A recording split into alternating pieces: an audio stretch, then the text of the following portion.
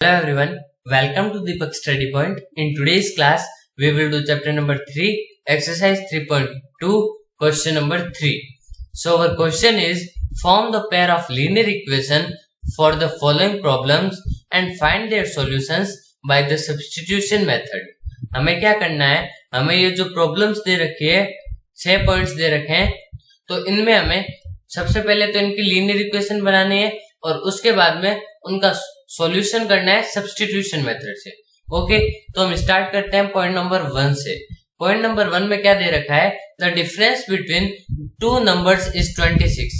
दो नंबर के बीच में डिफरेंस है 26 का and one number is 3 times the other, और एक नंबर ऐसा है जो दूसरे नंबर के 3 टाइम्स है, तो हमें उन दोनों नंबर्स को निकालना है। ओके, तो हम स्टार्ट करते हैं पॉइंट नंबर 1 को। तो इसे हम नीचे कर लेते हैं। तो हमें दे रखा है कि जो दो नंबर है, तो हम दोनों नंबर को लेट कर लेते हैं। तो हम सबसे पहले लिखेंगे let the two numbers be x and y. हम उन दोनों नंबर्स को एक्स एंड वाई के रूप में लिख लेंगे। ओके, और उसके बाद में दे रखा है difference between the numbers is 26। उन दो नंबर्स के बीच में डिफरेंस हमें बताया था कि 26 है, तो इसका मतलब कि हम एक्स में से अगर वाई को माइनस करें तो हमारे पास आंसर आएगा 26। तो इससे हमारे बन गई ये नंबर इक्वेशन नंबर 1। ओके, तो इसे हम यहाँ पे लिख भी लेते हैं कि ये हमारी हो गई इक्वेशन नंबर 1।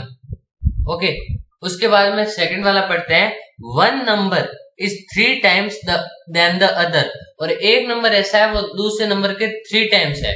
तो ये अगर 3 टाइम्स है तो इसे भी 3 टाइम्स कर देंगे, तो 3 से मल्टीप्लाई कर देंगे और यहाँ पे बच गया x is equal to 3y। और आप में से कुछ लोग ऐसे भी कर सकते हैं कि 3x is equal to y। ये भी तो सही बात है सर, क्योंकि इसमें भी बोला है कि एक नंबर है वो दूसरे नंबर के 3 गुना है, तो उसको भी 3 गुना कर दिया। बट ये सही नहीं है। क्यों सही नहीं है? क्योंकि यहाँ पे हमने ऊपर लिखा है कि x में से अगर हम y को माइनस करें तो हमारे पास 26 आ रहा है। इसका मतलब कि x वाला नंबर है वो बड़ा है और y वाला नंबर छोटा है। इसका मतलब कि x वाला नंबर बड़ा है, इसका मतलब कि y वाले को हमें बड़ा करना है। तो यहाँ पे x वाला तो बड़ा है और हम अगर y वाले को 3 से मल्टीप्लाई कर दें तो y वाला भी बड़ा हो जाएगा और हमारे पास इक्वेशन बन जाएगी कि x is equal to 3y। Okay, समझ आ गया? और अगर आपको समझ नहीं आया तो आप वापस से रिकेप करके देख सकते हैं और एकदम बढ़िया तरीके से समझ आ जाएगा। ओके, तो हम स्टार्ट करते हैं। वहां पे नीचे लिखते हैं, यहाँ पे क्या है कि put x is equal to 3y in equation number 1। हमारे पास इक्वेशन नंबर 2 यही है कि x is equal to 3y।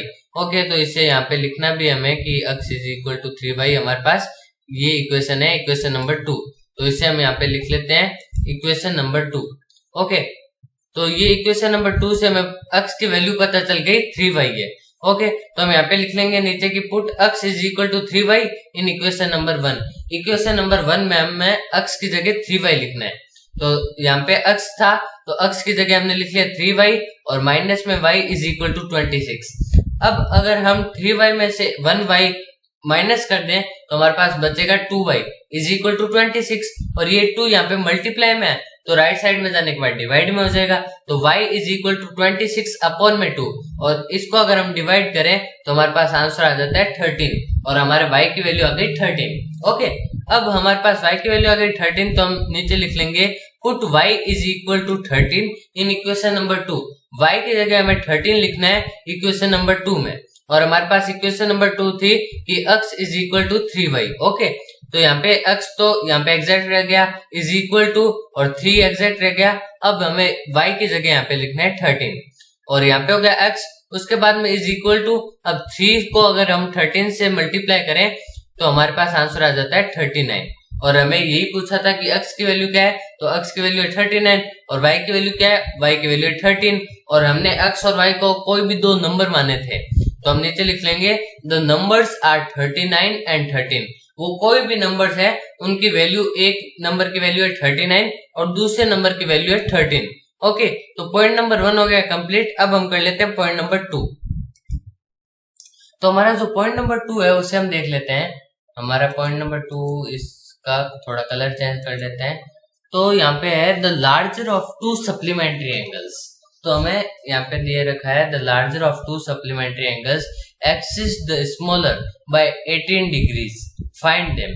तो हमारे पास यहाँ पे पहले ही दे रखा है सप्लीमेंट्री एंगल्स, मतलब कि हमारे पास दो एंगल्स है और वो भी सप्लीमेंट्री है, तो फर्स्ट इक्वेशन तो इससे बन जाएगी। और नेक्स्ट में क्या बोल रखा है, एक्सिस्ड द स्मॉलर बाय 18 डिग्री, और वो जो एक जो बड़ा एंगल है वो छोटे वाले से 18 डिग्री बड़ा है। ओके, तो इससे हमारा पॉइंट नंबर 2 में इक्वेशंस बनेगी। हम नीचे हमें उन दोनों डिग्रीज को लेट करना पड़ेगा एंगल को, तो हम सबसे पहले लिख लेंगे कि let the first angle be x degree, जो फर्स्ट एंगल था उसे हम मान लेते हैं कि वो x डिग्री है। उसके बाद हम लिखेंगे कि let the second angle be y degree, और जो सेकंड वाला एंगल था उसे हम मान लेते हैं y डिग्री। उसके बाद में सप्लीमेंट्री एंगल होता है वो 180 डिग्री होता है, ये हमें पता है सबको। उसके बाद अगर वो 180 डिग्री होता है तो इसका मतलब x plus y is equal to 180 degree होगा। ओके, उसके बाद में ये तो हमारी हो गई इक्वेशन नंबर 1। उसके बाद में इक्वेशन नंबर 2 में क्या हमने देखा कि डिफरेंस उन दोनों के बीच में है 18 डिग्री। ओके, तो अगर उन दोनों के बीच में डिफरेंस 18 डिग्री है तो हम यहाँ पे लिख सकते हैं कि x minus y is equal to 18, x minus y is equal to 18, और हम ऐसे भी लिख सकते हैं कि x इज इक्वल टू ये माइनस वाई राइट साइड में जाने के बाद प्लस का y बच जाएगा, तो हम लिख सकते हैं 18 प्लस वाई। ओके, या फिर y प्लस 18, तो ये हमारी इक्वेशन नंबर 2 हो गई ये। तो हमारे पास दोनों इक्वेशन बन गई। अब हमें इनमें सब्स्टिट्यूशन मेथड लगाना है, तो सबसे पहले हम लिखेंगे put x is equal to y plus 18 in equation 1।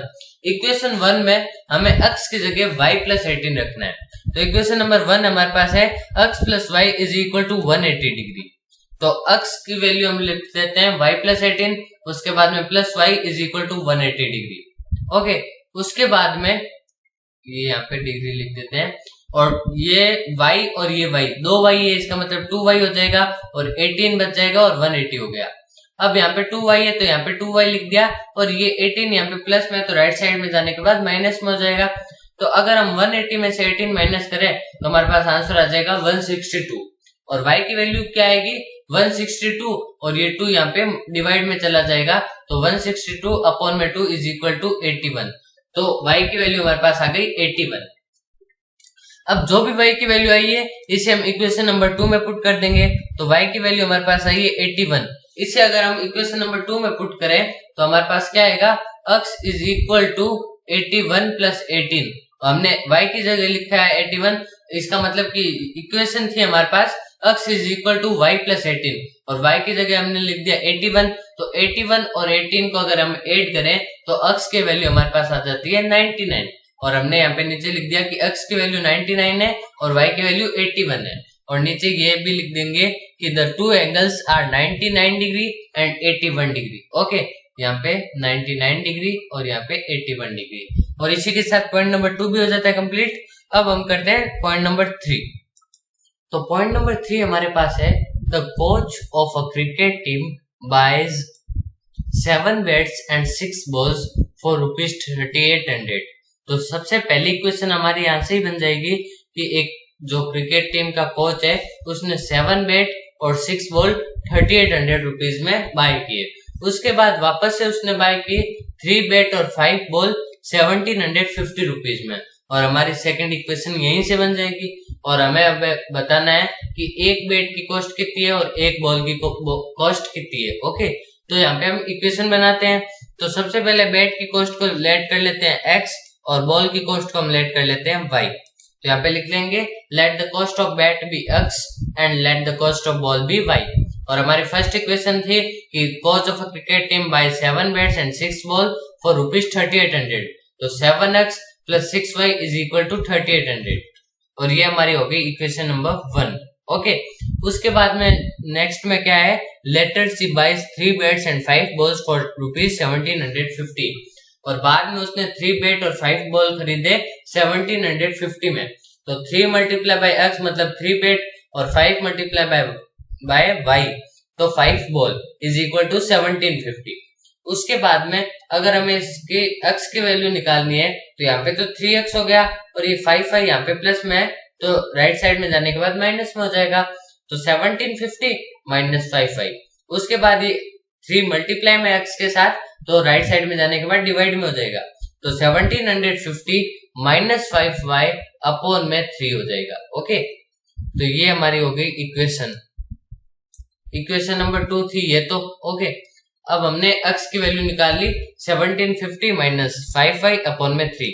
अब इस इक्वेशन को हम पुट करेंगे इक्वेशन नंबर 1 में। Put x is equal to 1750 minus 5y upon में 3 इन इक्वेशन नंबर 1।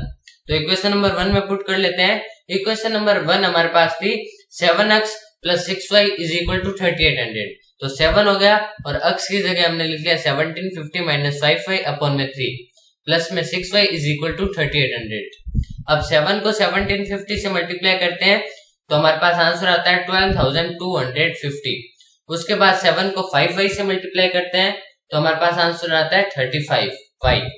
उसके बाद में जो ये 3 है ये यहाँ पे बच गया। उसके बाद में प्लस में 6y इज इक्वल टू 3800। अब इन दोनों का हम लेंगे एलसीएम। तो 3 और 1 का अगर लेते हैं तो 3 आ जाता है और ये 3 है तो एग्जैक्ट ये वाली चीज वापस से उठ के आ जाएगी 12250 माइनस 35y। अब ये 3 और 1 से डिवाइड होता है तो 3 आता है और 3 अगर 6 से मल्टीप्लाई होता है तो 18 आता है। तो 18y इज इक्वल टू 3800। अब माइनस 35y है प्लस 18y है तो अगर हमें माइनस 35 में 18y प्लस कर दें तो हमारे पास आंसर आता है माइनस 17y और 12250 तो एग्जैक्ट रहेगा। और ये जो 3800 था और ये 3 यहाँ पे डिवाइड में था तो इधर जाने के बाद मल्टीप्लाई में हो जाएगा और 3800 को अगर हम 3 से मल्टीप्लाई करें तो हमारे पास आंसर आता है 11400। अब ये 12250 राइट साइड में जाएगा तो माइनस में हो जाएगा। तो minus 17y is equal to 11400 minus 12250। तो minus 17y is equal to बच गया हमारे माइनस 850। अगर हम 11400 में से 12250 को माइनस कर दें तो हमारे पास आंसर आ जाता है माइनस 850। अब दोनों साइड में माइनस है तो इन दोनों साइड के माइनस को हम कट कर देंगे।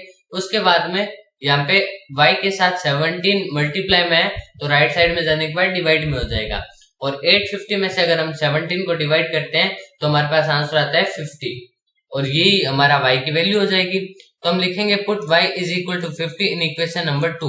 अब ये जो y की वैल्यू है इसे हम इक्वेशन नंबर 2 में पुट करते हैं और इक्वेशन नंबर 2 थी हमारे पास 3x plus 5y is equal to 1750 और y की जगह 50 अगर हम पुट करें तो 3x plus 5 multiply by 50 is equal to 1750। तो 3x और 5 जा 25 और 0 है तो मतलब कि प्लस 250 इज इक्वल टू 1750। अब 3x यहाँ पे रह गया प्लस 250 राइट साइड में जाने के बाद माइनस में 250 हो जाएगा। तो 1750 में से अगर हम 250 माइनस करें तो हमारे पास आंसर आ जाता है 1500। अब x की वैल्यू क्या आएगी 1500 और ये 3 मल्टीप्लाई में था तो इधर जाने के बाद डिवाइड में हो जाएगा और 1500 में से 3 को डिवाइड करें तो हमारे पास आंसर आ जाता है 500 और ये हमारी वैल्यू निकल गई x की 500 और y की 50। और हम नीचे लिख भी देंगे cost of 1 bat is 500 rupees. एक बैट की कॉस्ट है 500 रुपीज और एक बॉल की कॉस्ट है 50 रुपीज। और ऐसा करने पर हमारा पॉइंट नंबर 3 भी हो जाता है कंप्लीट। अब हम करेंगे पॉइंट नंबर 4। ओके, तो पॉइंट नंबर 4 कर लेते हैं। तो हमारा फोर्थ वाला क्वेश्चन है the taxi charge in a city consist of a fixed charge together with the charge for the distance covered. For a distance of 10 kilometre the charge paid is rupees 105 and for a journey of 15 kilometre the charge paid is rupees 155. What are the fixed charges and the charge per kilometer? How much does a person have to pay for traveling a distance of 25 kilometer? तो इस question में हमें एक taxi है उसका charge दे रखा है, उसका दो टाइप में चार्ज लिया जाता है। एक तो फिक्स चार्ज लिया जाता है और एक चार्ज पर किलोमीटर लिया जाता है। तो अगर वो टैक्सी 10 किलोमीटर चलती है तो वो 105 रुपीज चार्ज करती है और अगर वो 15 किलोमीटर चलती है तो 155 रुपीज चार्ज करती है।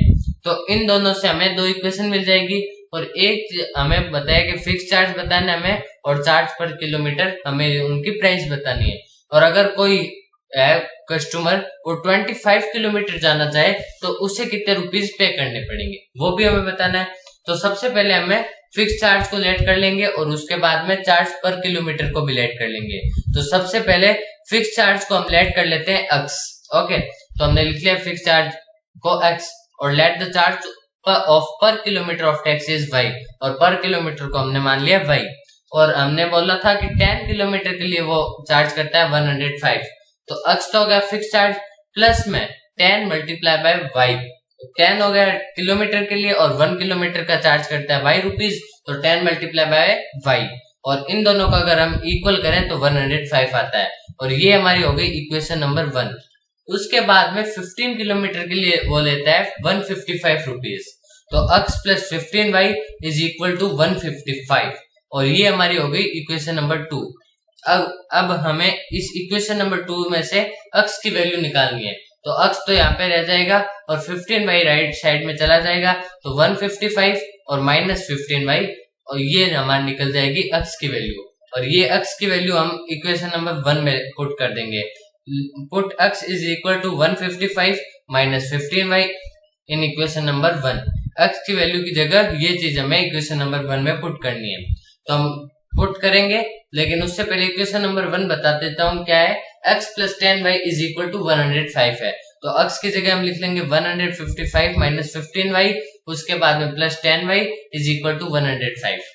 अब 155 है, उसके बाद माइनस 15y में अगर हम ऐड करें 10y तो हमारे पास आंसर आता है माइनस 5y, तो 155 minus 5y is equal to 105। अब ये माइनस 5y इधर रह जाएगा और 155 राइट साइड में चला जाएगा, तो 105 में से हम 155 माइनस करें तो हमारे पास आंसर आता है माइनस 50। अब दोनों साइड में माइनस है तो माइनस से माइनस कट जाएगा। अब ये यहाँ पे y बच गया, और ये जो 5 है ये राइट साइड में जाएगा डिवाइड में, तो 50/5 हमारे पास आंसर आता है 10, और हमारे पास y की वैल्यू निकल गई 10। अब ये जो भी y की वैल्यू निकली है इसे हम इक्वेशन नंबर 2 में पुट करेंगे। हम लिखेंगे put y is equal to 10 in equation number 2। Okay, तो y की वैल्यू 10 पुट कर देंगे, तो x plus 15 multiply by 10 is equal to 155। अब x यहाँ पे हो गया और 15 मल्टीप्लाई बाय 10 150 होता है इज इक्वल टू 155। अब x यहाँ पे हो गया और 150 राइट साइड में चला गया, और 155 में से 150 अगर हम माइनस करें तो हमारे पास आंसर रहता है 5, तो हमारे पास x की वैल्यू निकल गई है 5, तो हम लिख लेंगे x is equal to 5 and y is equal to 10।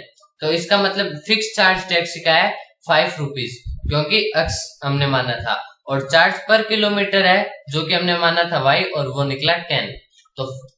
तो फिक्स चार्ज है 5 रुपीज और पर किलोमीटर चार्ज है 10 रुपीज। तो 25 किलोमीटर के लिए फिर कितना चार्ज होगा, तो 25 किलोमीटर के लिए x तो हो गया फिक्स चार्ज, उसके बाद में 25 को मल्टीप्लाई कर देंगे पर किलोमीटर चार्ज के साथ, तो x plus 25 y is equal to, हमें पता नहीं क्या होगा, तो ये हमें फाइंड करना है। तो यहाँ पे x की जगह हमने 5 लिख लिया और 25 और y की जगह 10 लिख दिया। अब 5 तो यहाँ पे हो गया 5, और 25 को अगर हम 10 से मल्टीप्लाई करें तो 250 आ जाता है, और 5 में अगर हम 250 ऐड कर दें तो हमारे पास आंसर आ जाता है 255। तो अगर कोई कस्टमर को 25 किलोमीटर जाना है तो उसे 255 रुपीज पे करने पड़ेंगे। ओके, लास्ट में हम लिख देंगे taxi page 255 rupees for 25 kilometre, और ऐसा करने पर हमारा पॉइंट नंबर 4 भी हो जाता है कंप्लीट। अब हम करते हैं पॉइंट नंबर 5। ओके, तो 5th नंबर क्वेश्चन हमारे पास है, a fraction becomes 9/11 if 2 is added to both the numerator and the denominator. If 3 is added to both the numerator and the denominator, it becomes 5/6. Find the fraction.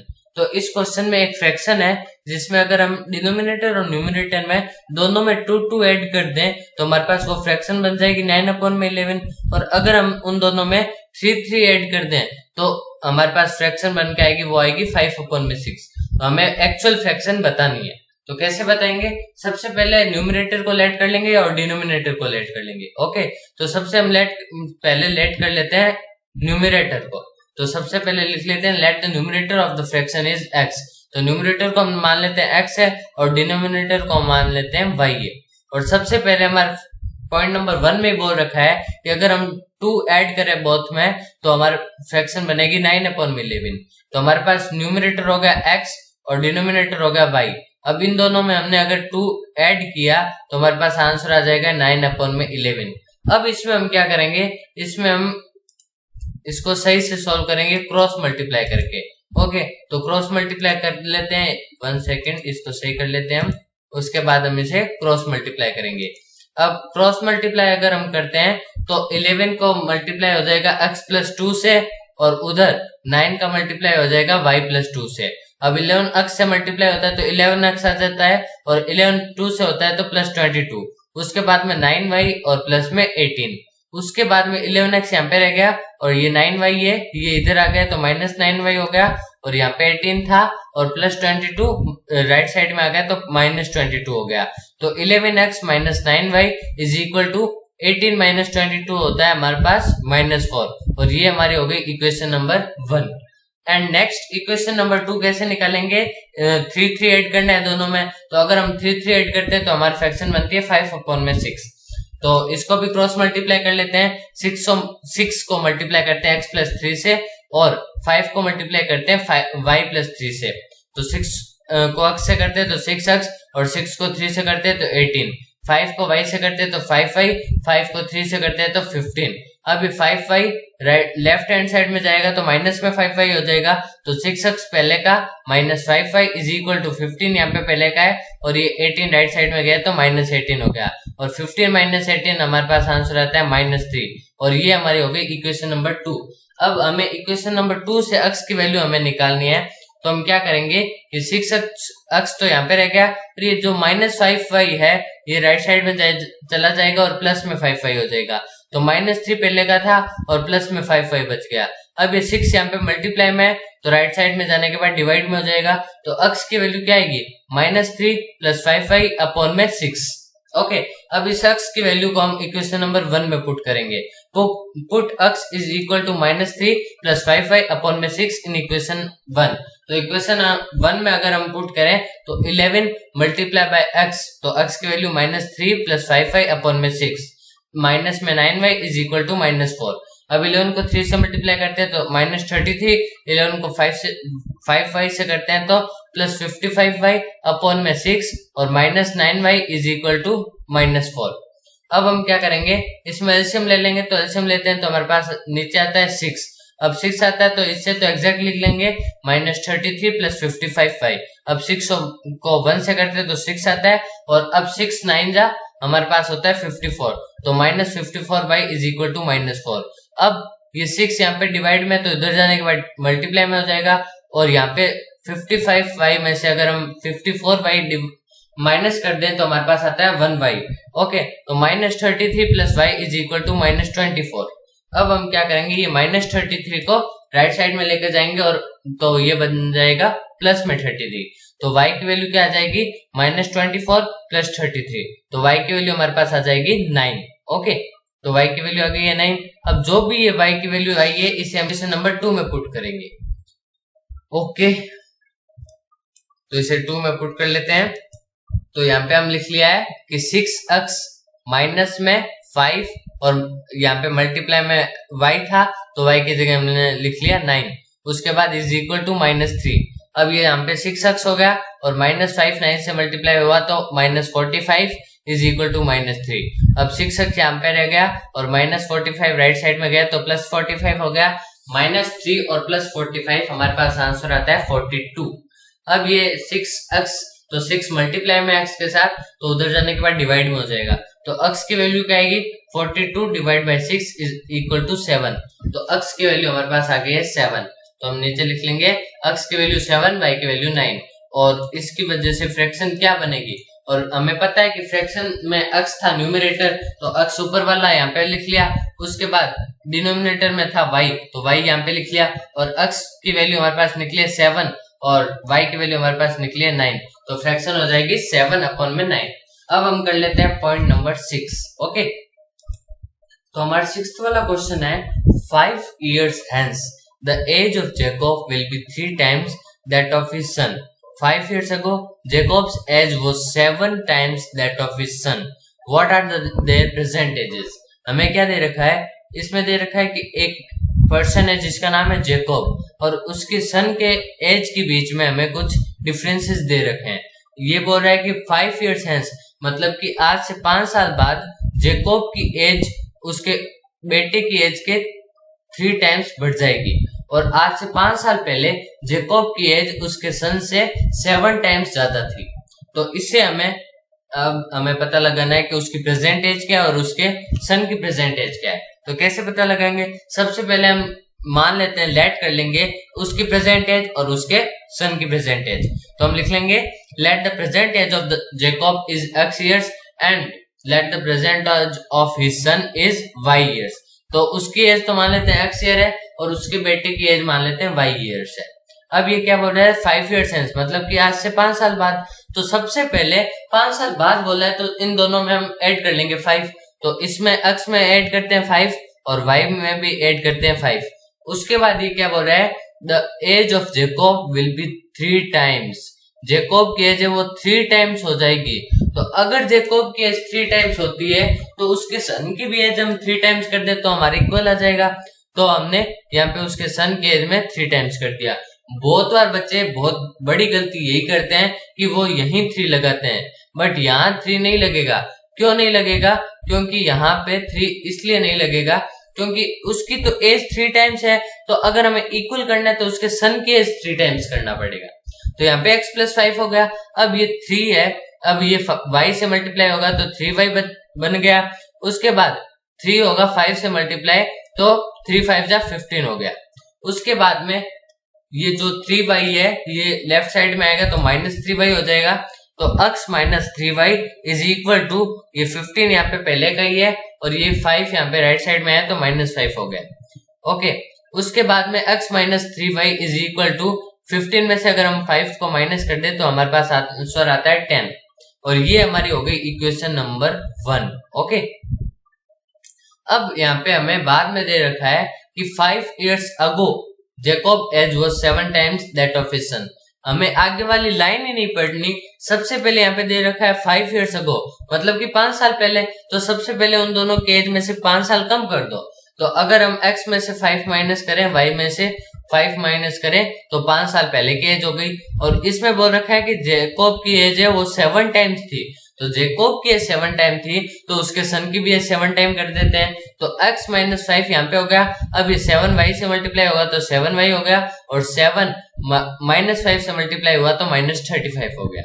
अब यहाँ पे रह गया x और ये 7y लेफ्ट साइड में है तो -7y हो गया और ये -35 यहाँ पे पहले से था और -5 राइट साइड में आया तो प्लस का 5 हो गया। उसके बाद में x - 7y is equal to -35 में से अगर हम +5 करें तो हमारे पास आंसर आता है -30 और ये हमारी हो गई इक्वेशन नंबर 2। ओके, अब अगर हमें x की वैल्यू निकालनी है तो हम क्या करेंगे? ये -7y है इसे राइट साइड में भेज देंगे तो x की वैल्यू हमारे पास निकल जाएगी -30 + 7y और इस x की वैल्यू को हम इक्वेशन नंबर 1 में पुट करेंगे। तो इक्वेशन नंबर 1 हमारे पास है x - 3y is equal to 10 और x की वैल्यू हम क्या लिखेंगे? x की वैल्यू हम लिख लेंगे -30 + 7y और -3y इज इक्वल टू 10। अब यहाँ पे +7y है और यहाँ पे -3y है तो 7y में से अगर 3y माइनस कर दें तो हमारे पास आंसर बचता है 4y और ये -30 पहले का ही है और ये 10 हो गया। अब ये -30 है, राइट साइड में भेजेंगे +30 हो जाएगा तो 4y की और इज इक्वल टू 10 + 30। 10 + 30 होता है 40 तो 4y की इज इक्वल टू हो गए 40। अब ये 4 यहाँ पे y के साथ मल्टीप्लाई में है तो राइट साइड में जाने के बाद डिवाइड में हो जाएगा। तो 40 में से अगर हम 4 को डिवाइड करें तो हमारे पास आंसर आता है 10 और y की वैल्यू हमारे पास आ गई 10। अब इस y की वैल्यू को हम इक्वेशन नंबर 2 में पुट कर देंगे तो x - 7 × 10 इज इक्वल टू -30। अब यहाँ पे रह गया x और यहाँ पे -7 को 10 से मल्टीप्लाई करें तो -70 हो जाएगा इज इक्वल टू -30। अब यहाँ पे x बच गया और ये -70 राइट साइड में जाके +70 हो जाएगा तो -30 + 70 तो x की वैल्यू क्या आएगी? 40। ओके, अब हम नीचे लिखेंगे x की वैल्यू है 40, y की वैल्यू है 10। अब ये कैसे हुआ? क्या है? x हमने किसको माना? जेकब की एज को और जेकब की एज है 40 इयर्स। ओके, और उसके सन की एज को हमने माना था y और y हमारा आंसर है 10। इसका मतलब उसके सन की एज है 10 इयर्स। तो जेकब की एज है 40 इयर्स और उसके सन की एज है 10 इयर्स और ऐसा करने पर हमारा पॉइंट नंबर 6 भी हो जाता है कंप्लीट और इसी के साथ हमारा क्वेश्चन नंबर 3 भी हो जाता है कंप्लीट। थैंक्स फॉर वॉचिंग, मिलते हैं अगली वीडियो।